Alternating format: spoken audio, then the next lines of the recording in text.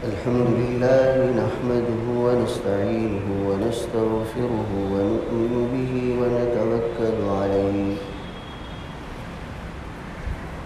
ونعوذ بالله من شرور أنفسنا ومن سيئات أعمالنا من يهده الله فلا مضل له ومن يضلله فلا هادي له ونشهد أن لا إله إلا الله وحده لا شريك له ونشهد أن سيدنا ونبينا ومولانا محمدا عبده ورسوله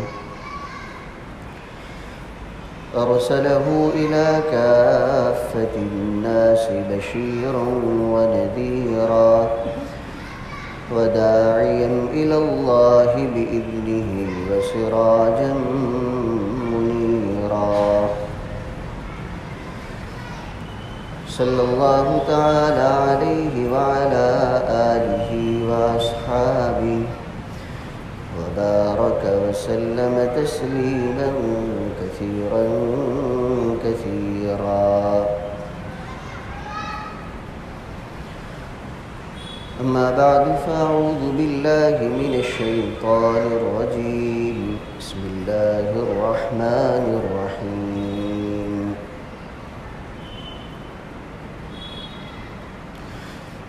ومن آياته أن خلق لكم من أنفسكم أزواجا لتسكنوا إليها وجعل بينكم مودة ورحمة إن في ذلك لآيات لقوم يتفكرون. وقال النبي صلى الله تعالى عليه وسلم أما والله إني أخشاكم لله وأتقاكم له ولكني أصوم وأفطر وأصلي وأرقد وأتزوج النساء فمن رغب عن سنتي فليس مني أو كما قال عليه الصلاة والسلام. صدق الله العظيم وصدق رسوله النبي الكريم ونحن على ذلك من الشاهدين والشاكرين والحمد لله رب العالمين.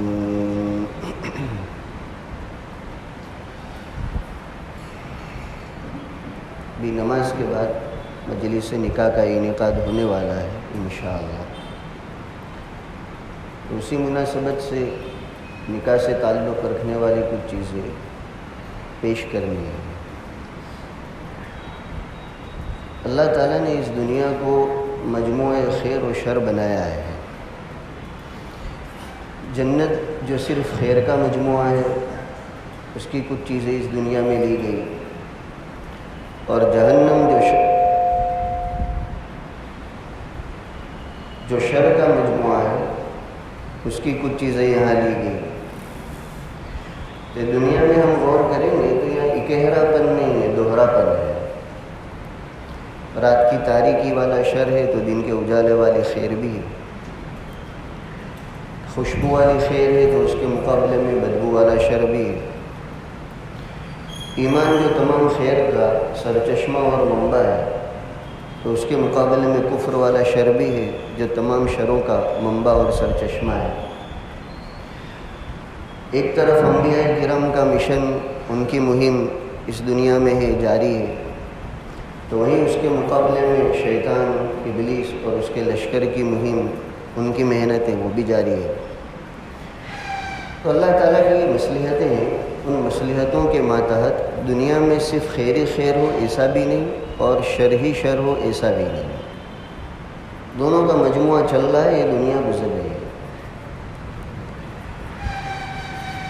انبیاء کرام کا مشن جو اللہ تعالیٰ نے اپنے خاص نبیوں کے ذریعے اس دنیا میں جاری کیا، اور اسی سلسلے کی سب سے آخری کڑی ہم سب کے نبی اور سردار نبی کریم صلی اللہ تعالیٰ علیہ وسلم اس دنیا میں تشریف لائے اور آپ نے بھی اپنا ایک اہم مشن امت کے لیے، قیامت تک آنے والے انسانوں کے لیے پیش کیا۔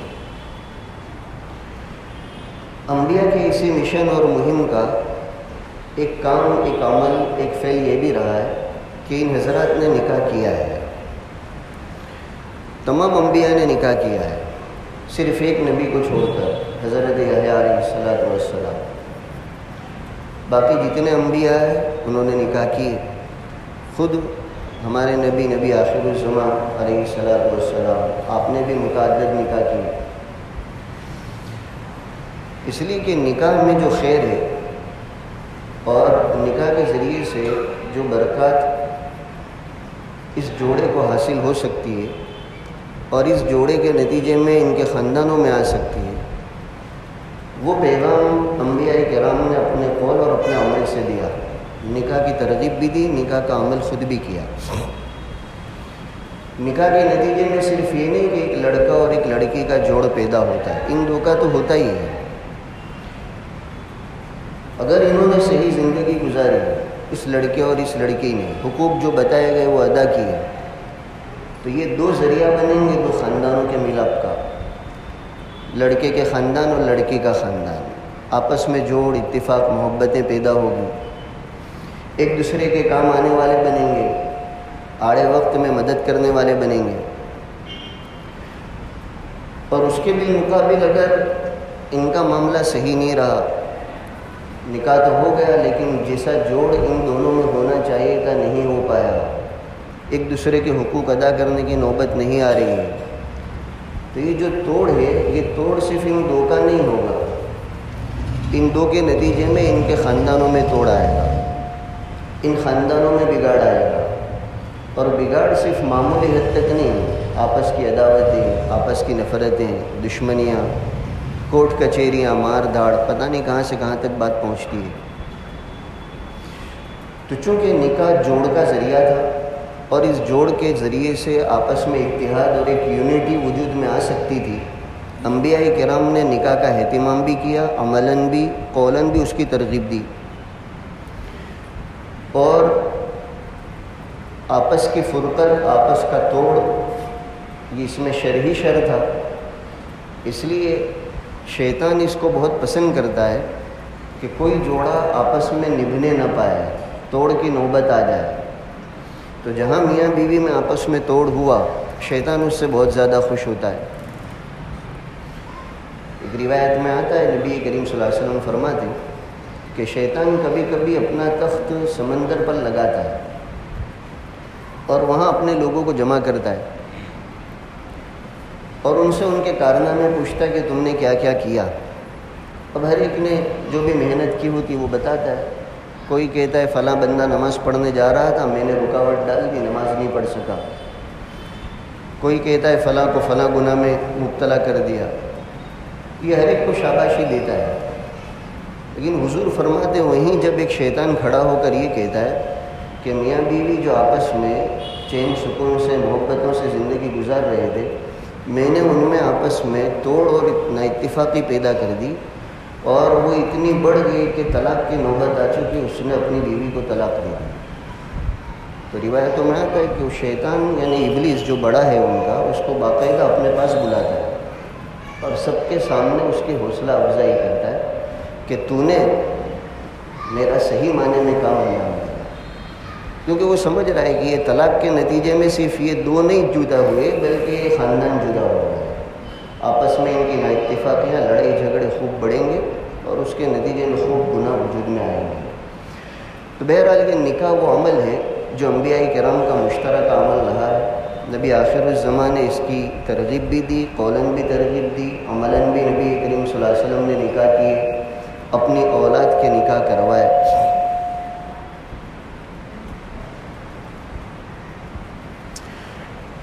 اور نکاح میں ہم دیکھیں تو انسان میں اللہ تعالیٰ نے جو فطری جذبات رکھے ہیں اس کو پورا کرنے کا یہ صحیح طریقہ بتایا گیا ہے۔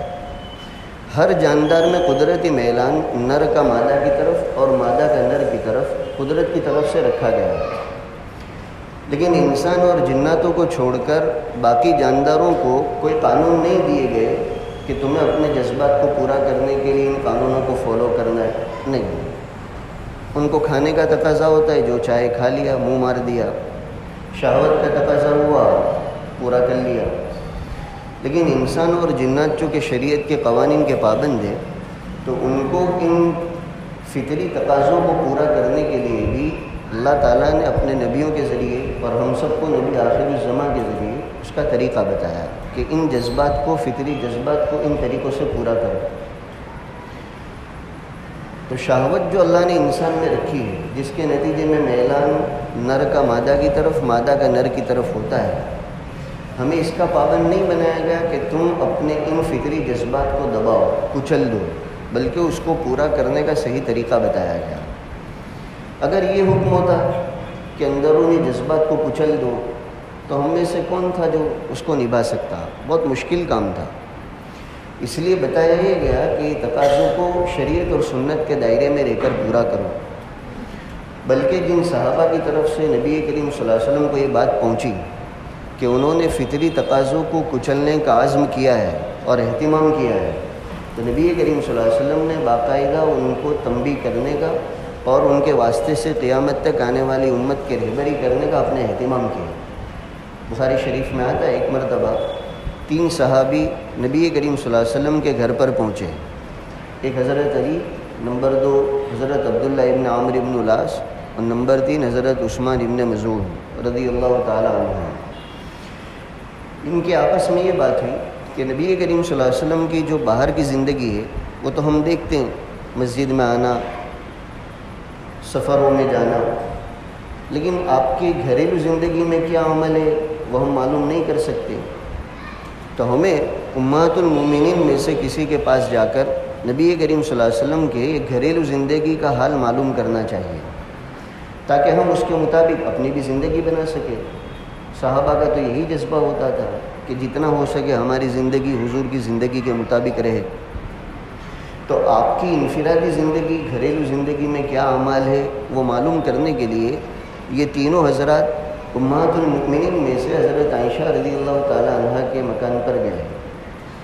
انہوں نے آپس میں یہ بات کی تھی کہ نبی کریم صلی اللہ علیہ وسلم کی گھریلو زندگی بھی عجیب و غریب ہوگی، آپ رات میں سوتے نہیں ہوں گے، آپ کبھی بھی روزہ ترک نہیں کرتے ہوں گے، اور بیویوں سے بھی بس ضرورت کے بقدر، ورنہ آپ علیحدہ ہی رہتے ہوں گے۔ ایسا انہوں نے اپنے طور سے سوچا تھا، اور یہی ذہنیت کے ساتھ آ کر جب انہوں نے حضرت عائشہ رضی اللہ تعالیٰ عنہ سے حضور کے ان اعمال کے بارے میں سوال کیا کہ آپ کے سونے کی کیا ترتیب ہے، آپ سوتے بھی ہیں یا نہیں، آپ کے کھانے کی کیا ترتیب ہے، آپ کھاتے بھی ہیں یا روزہ ہی آپ کا چلتا رہتا ہے، یہ جب سوالات کیے تو حضرت عائشہ رضی اللہ تعالیٰ عنہ نے آپ کا جو عمل تھا وہ بتایا کہ نبی کریم صلی اللہ علیہ وسلم رات کے ایک حصے میں سوتے بھی ہیں اور ایک حصے میں اٹھ کر اللہ تعالیٰ کی عبادت بھی کرتے ہیں، اور نبی کریم صلی اللہ علیہ وسلم مہینے کے کچھ دنوں میں روزہ بھی رکھتے ہیں اور باقی دنوں میں روزہ نہیں بھی رکھتے ہیں، اور آپ کی بیویاں ہیں، آپ بیویوں کے قریب بھی ہوتے ہیں۔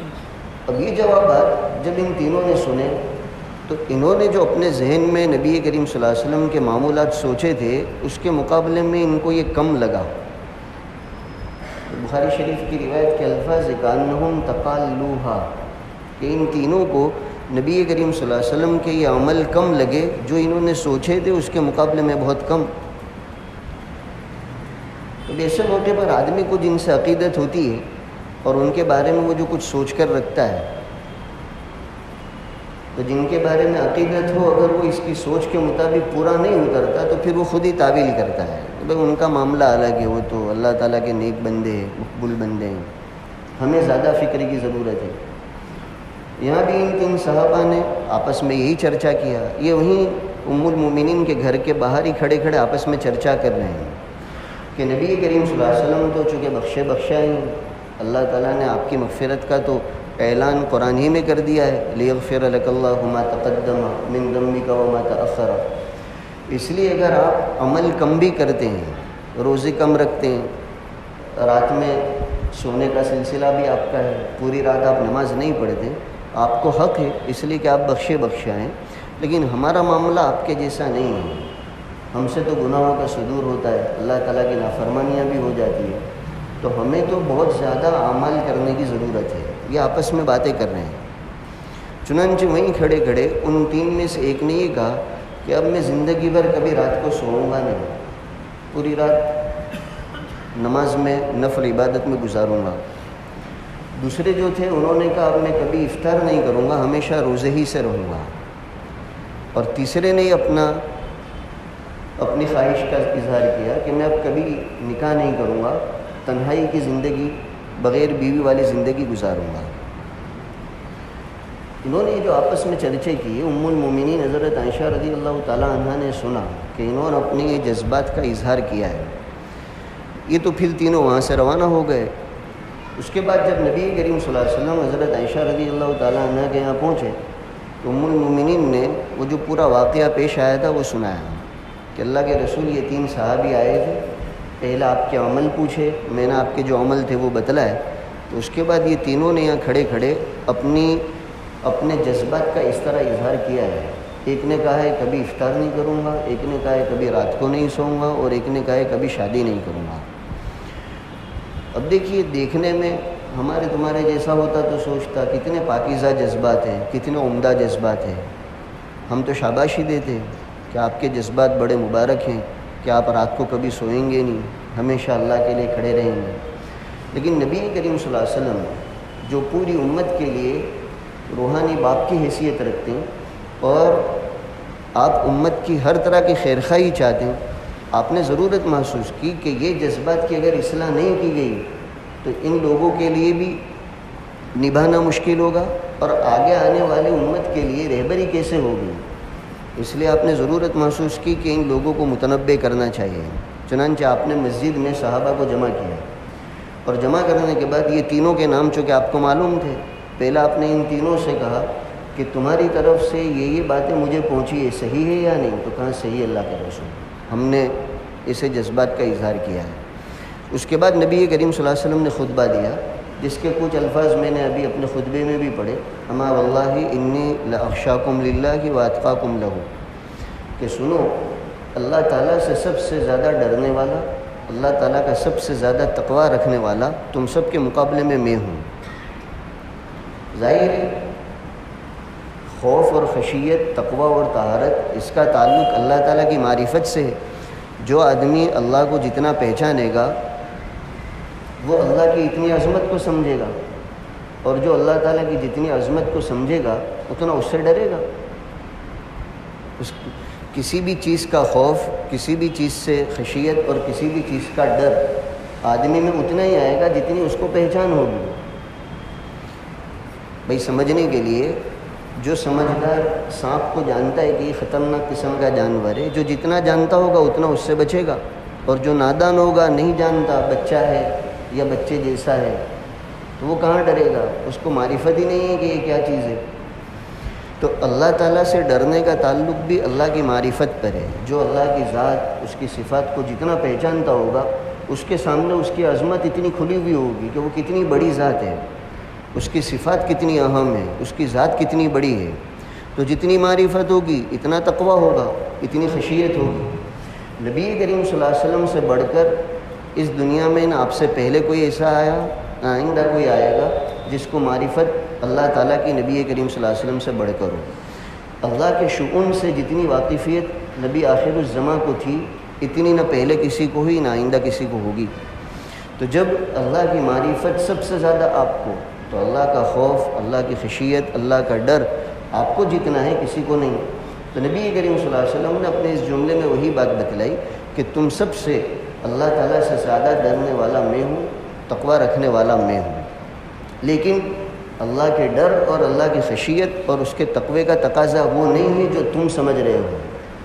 تم تو متقی بننے کے لیے ان جذبات کا اظہار کر رہے ہو کہ میں کبھی رات کو سوؤں گا نہیں، اور تم میں سے ایک کہتا ہے کہ میں کبھی نکاح نہیں کروں گا، اور تم میں سے ایک کہتا ہے کہ میں کبھی افطار نہیں کروں گا۔ اگر تقویٰ اور خشیت کا تقاضا وہ ہوتا جو تم نے اپنے جذبات میں ظاہر کیا ہے، تو اس کا سب سے زیادہ حقدار میں تھا۔ میں کبھی نہ سوتا، میں کبھی افطار نہ کرتا، میں کبھی شادیاں نہ کرتا۔ لیکن نبی کریم صلی اللہ علیہ وسلم فرماتے میرا حال یہ ہے وَلَكِنِّي أَصُومُ وَأُفْطِرُ وَأُصَلِّي وَأَرْقُدُ وَأَتَزَوَّجُ النِّسَاءَ، کہ میں مہینے کے کچھ دنوں میں افطار بھی کرتا ہوں، یعنی روزہ نہیں رکھتا، اور کچھ دنوں میں روزہ بھی رکھتا ہوں، رات کے کچھ حصے میں سوتا بھی ہوں، کچھ حصے میں اللہ کے لیے کھڑا ہو کر عبادت بھی کرتا ہوں، اور میں عورتوں سے شادی بھی کرتا ہوں۔ پھر آگے نبی کریم صلی اللہ علیہ وسلم نے فرمایا فمن رغب عن سنتی فلیس منی۔ یہ جملہ تو نکاح کے خطبے میں بھی پڑھا جاتا ہے کہ میرے طریقے سے جو اعراض کرے گا، میری سنتوں سے ہٹ کر جو زندگی گزارے گا، وہ فلیس منی، اس کا مجھ سے کوئی تعلق نہیں۔ تو نبی کریم صلی اللہ علیہ وسلم نے نکاح کرنے کو اپنا طریقہ بتایا، اس لیے کہ اگر نکاح والا طریقہ جو صحیح طریقہ ہے وہ نہ ہوتا تو کتنے انسان تھے جو اپنے ان جذبات پر قابو رکھتے ہیں، کتنے ہوتے جو اس کو کچلنے پر قدرت رکھتے ہیں۔ ظاہر سی بات ہے کہ قابو رکھنا مشکل تھا، آدمی غلط طریقے سے اپنے جذبات کو پورے کرتا۔ آج جب کہ شریعت نے صحیح طریقہ بتایا ہے آدمی کو شہوت پورا کرنے کا اپنی بیویوں کے ذریعے، پھر بھی دیکھ لیجیے سماج میں کیا حال ہے، کتنے لوگ ہیں جو انہی شہوتوں کو، انہی جذبات کو غلط طریقے سے پورا کر رہے ہیں، زنا کا سلسلہ عام ہوتا جا رہا ہے۔ تو جذبات کو کچلنا یہ نبی کریم صلی اللہ علیہ وسلم کی تعلیم نہیں ہے۔ جو اللہ نے جذبات رکھے ہیں انسان کے اندر، اس کی فطرت کے اندر، اس کو سنت اور شریعت کے دائرے میں پورا کرنا، یہ نبی کریم صلی اللہ علیہ وسلم کی تعلیم ہے۔ اور خاص کر نکاح والی سنت جس میں بے شمار فوائد ہیں، کئی فوائد علماء نے گنوائے ہیں، وہ فوائد انسان کو نکاح کرنے کے نتیجے میں ہی حاصل ہو سکتے ہیں۔ اس لیے آپ نے قولاً بھی ترغیب دی مختلف ارشادات سے، اور عملاً بھی ترغیب دی۔ سب سے اہم فائدہ نکاح کا کہ اس کے نتیجے میں انسانی جنس کی بقا جو اللہ تعالیٰ کو قیامت تک کے لیے منظور ہے، وہ اسی کے ساتھ تو جڑی ہوئی ہے۔ اللہ نے تقدیر میں طے کیا ہے کہ انسانیت کو قیامت تک چلانا ہے۔ اب اس کا ظاہری سبب تو یہی ہوگا کہ آدمی نکاح کرے گا کسی عورت سے اور اس کے ساتھ ملاپ ہوگا، اس کے نتیجے میں اولاد ہوگی، پھر یہ اولاد بڑے ہو کر پھر ان کا نکاح ہوگا، ان کی اولاد ہوگی، جیسا سلسلہ چل رہا ہے۔ تو بقائے عالم اللہ تعالیٰ کو جب تک منظور ہے، اس کا ظاہری ذریعہ یہی نکاح ہے، یہ اس کا ایک اہم فائدہ۔ اور بھی کئی فوائد ہیں جن میں سے ایک دو کو ذکر کرتا ہوں۔ ایک بہت بڑا فائدہ نکاح کے نتیجے میں آدمی کو یہ ملتا ہے کہ جس عورت کے ساتھ اس کا رشتہ ازدواج منسلک ہوا، ملا ہے، تعلیم ہمیں یہ دی کہ اب اس کو زندگی بھر نبھاؤ۔ نکاح کو زندگی بھر نبھانا اسی کی تعلیم دی گئی ہے، طلاق کی نوبت نہ آئے، اس کی حتی الامکان کوشش کرنی چاہیے۔ اب آدمی جب اپنی بیوی کے ساتھ ازدواجی زندگی شروع کرتا ہے، گزارنا شروع کرتا ہے، تو چونکہ جیسے دونوں کی شکل و صورتیں الگ الگ ہے، مرد کی عورت کی، تو عامةً دونوں کا مزاج بھی الگ الگ ہوتا ہے۔ شوہر کا مزاج کچھ ہوتا ہے، بیوی کا مزاج کچھ ہوتا ہے، اور مزاج کے الگ ہونے سے بہت سی مرتبہ ایک دوسرے کی طرف سے ناگواریاں پیش آتی ہیں۔ شوہر کے مزاج کے خلاف بیوی کو پیش آتا ہے، بیوی کے مزاج کے خلاف شوہر کو پیش آتا ہے۔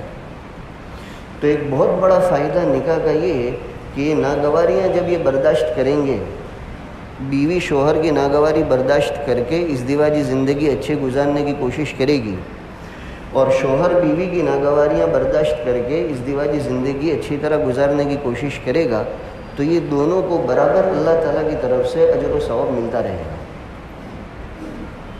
یہ بھی بہت بڑا فائدہ ہے، اور تقریباً ہر ایک کو واسطہ پڑتا ہے۔ ہر شوہر کو اپنی بیوی کی طرف سے کچھ ناگواریاں پیش آتی ہیں، ہر بیوی کو اپنے شوہر کی طرف سے کچھ ناگواریاں پیش آتی ہیں۔ اور صرف ہمہ شمہ کا معاملہ نہیں ہے، نبی کریم صلی اللہ علیہ وسلم کی ذات بابرکات آپ کے ساتھ بھی یہ بات پیش آتی تھی۔ آپ کی بیویوں کی طرف سے کبھی کوئی ایسی بات پیش آتی تھی جو آپ کو ناگوار ہوتی تھی، اور حضرت عائشہ رضی اللہ تعالیٰ عنہا بھی کبھی کبھی محسوس کرتی تھی کہ یہ میرے مزاج کے خلاف ہوا۔ حالانکہ ہم سوچ سکتے ہیں حضور سے بڑھ کر اپنی بیویوں سے محبت کرنے والا کون ہوگا، اور حضور کی بیویوں سے بڑھ کر نبی کریم صلی اللہ علیہ وسلم سے محبت کرنے والا کون ہوگا۔ آپ جتنے حقوق کی ادائیگی کا اہتمام کرتے تھے اپنی بیویوں کا، کون کر سکتا ہے؟ اور امہات المومنین نبی کریم صلی اللہ علیہ وسلم کے جو حقوق ادا کرتی تھی وہ کون کر سکتا ہے؟ لیکن اس کے باوجود کبھی کبھار اس طرح کی بات پیش آتی تھی۔ چنانچہ بخاری میں نبی کریم صلی اللہ علیہ وسلم نے ایک مرتبہ حضرت عائشہ سے فرمایا، عائشہ جب تم مجھ سے ناراض ہوتی ہو تب بھی میں پہچان لیتا ہوں، اور جب تم مجھ سے خوش ہوتی ہو تب بھی میں پہچان لیتا ہوں۔ یہ الفاظ ہیں۔ معلوم ہوا ایسا کچھ پیش آتا تھا کہ حضرت عائشہ کو برا لگتا تھا، اسی لیے تو حضور فرماتے کہ جب تم کو برا لگتا ہے، وہ کون سے وقت برا لگتا ہے وہ بھی میں پہچان لیتا ہوں، اور جب تم مجھ سے بہت خوش ہوتی ہو وہ بھی میں پہچان لیتا ہوں۔ حضرت عائشہ نے پوچھا اللہ کے رسول کیسے آپ کو معلوم ہو جاتا ہے کہ میں آپ سے ناراض ہوں، مجھے اچھا نہیں لگا ہے؟ حضور نے فرمایا جب تم مجھ سے ناراض ہوتی ہو اور قسم کھانے کی نوبت آتی ہے تو تم یوں کہتی ہو ورب ابراہیم، اور جب مجھ سے خوش ہوتی ہو اور قسم کھانے کی نوبت آتی ہے تو تم کہتی ہو ورب محمد، ابراہیم کے رب کی قسم، اور خوش ہوتی ہو تو کہتی ہو محمد کے رب کی قسم۔ حضرت عائشہ تو حضرت عائشہ تھی، فرمایا اللہ کے رسول بالکل آپ نے صحیح کہا، لیکن جب اس طرح کی کچھ ناگواری پیش آتی ہے تو صرف زبان ہی سے آپ کا نام چھوڑتی ہوں، دل میں تو آپ کی محبت بھری ہوئی ہوتی ہے۔ تو ایسی آپس کی رنجشیں تو ایک دوسرے کو پیش آتی ہے، آدمی جب اس پر صبر کرتا ہے تو آدمی کو مستقل اس پر اللہ تعالیٰ کی طرف سے اجر و ثواب ملتا ہی رہتا ہے۔ تو شوہروں کو بھی چاہیے کہ جو ازدواجی زندگی کا معاملہ ہے، چونکہ زندگی بھر کا معاملہ ہے، ہم یوں چاہیں کہ ہمارے مزاج کے خلاف کچھ ہونا ہی نہیں چاہیے، جیسا آج کل بہت سے شوہر کرتے ہیں، اور ذرا مزاج کے خلاف ہوا تو اس کے نتیجے میں برا بھلا کہنا، گالی گلوچ کرنا، لڑائی جھگڑے کرنا۔ اور آج کل تو عورتیں بھی بہت آگے بڑھ گئی کہ شوہر کے خلاف، شوہر کی طرف سے کوئی ناگواری پیش آئی تو اب شوہر کا تقابل، اس کے نتیجے میں جھگڑوں کا ہونا، پھر گھر بیٹھنے کی نوبت آنا، اور اس کے بعد پھر طلاق کی نوبت آنا۔ تو جو نکاح کا جو مقصد تھا کہ یہ دونوں اچھی طرح جڑ کر ایک بہترین زندگی قائم کرے، ان کی اولاد ان دونوں کو دیکھ کر اپنی زندگی سنوارے، اور ان دونوں کے نتیجے میں دونوں خاندانوں میں آپس میں اچھی طرح جوڑ اور اتفاق پیدا ہو، آج کے ماحول میں یہ چیزیں کم ہوتی جا رہی ہیں۔ تو یہ سمجھنا ہے کہ نکاح کے نتیجے میں بیوی کی طرف سے کوئی بات پیش آئے گی، ہم صبر کریں گے، اس پر اللہ تعالیٰ اجر دے گا۔ بیویوں کو بھی سمجھنا ہے کہ شوہر کی طرف سے کوئی بات پیش آئے گی، صبر کریں گے، اللہ تعالیٰ اجر دے گا۔ تو نکاح کے فوائد میں علماء نے باقاعدہ اس کو بھی شمار کیا ہے کہ آدمی اس مزاج سے چلے گا تو اجر و ثواب ملتا ہی رہے گا اس کو۔ اللہ تعالیٰ ہونے والے نکاح کو بے انتہا قبول فرمائے اور اس میں خیر و برکت مقدر فرمائے۔ وآخر دعوانا الحمدللہ رب العالمین۔